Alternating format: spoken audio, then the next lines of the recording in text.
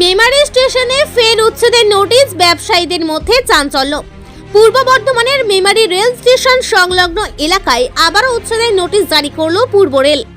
গতকাল বিকেলে রেলের পক্ষ থেকে স্টেশন চত্বরের আশেপাশে রেলের জমি দখল করে যেসব ব্যবসায়ী দীর্ঘদিন ধরে দোকানপাট বা বসবাস করছেন তাদের উদ্দেশ্যে নোটিশ দেওয়া হয়।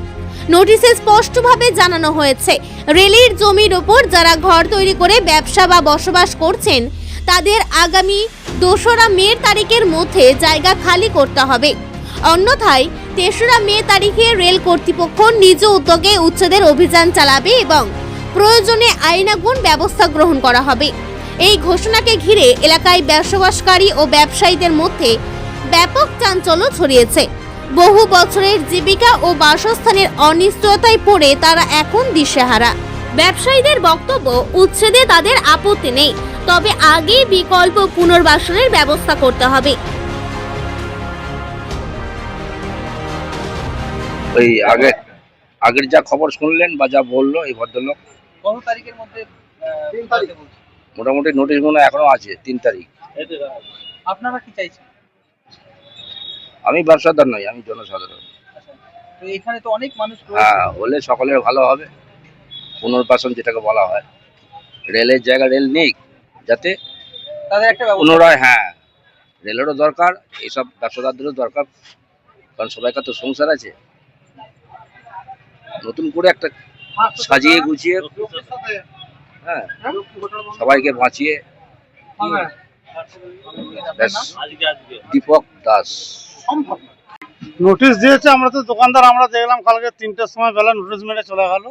দিয়ে তো তারিখ ওখানে ডেট দেওয়া আছে, মানে 3-5-এর মধ্যে 2026-এর মধ্যে সরিয়ে নিতে বলেছে রেল তরফ থেকে। না সরালে ওনারা অন্যরকম আইনত ব্যবস্থা নেবে।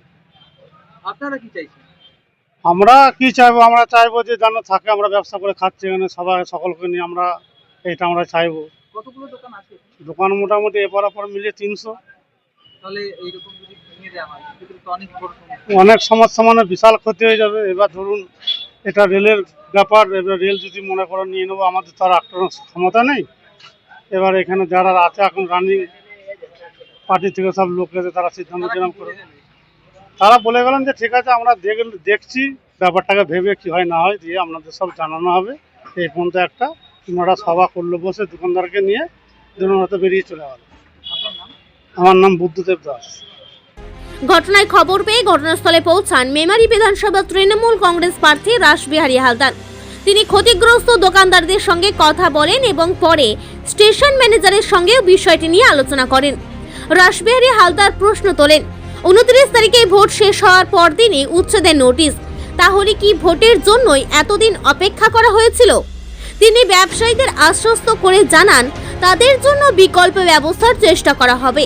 বর্তমানে পরিস্থিতি নিয়ে অনিশ্চয়তা বাড়ছে আর সকলের নজর এখন প্রশাসনের পরবর্তী পদক্ষেপের দিকে।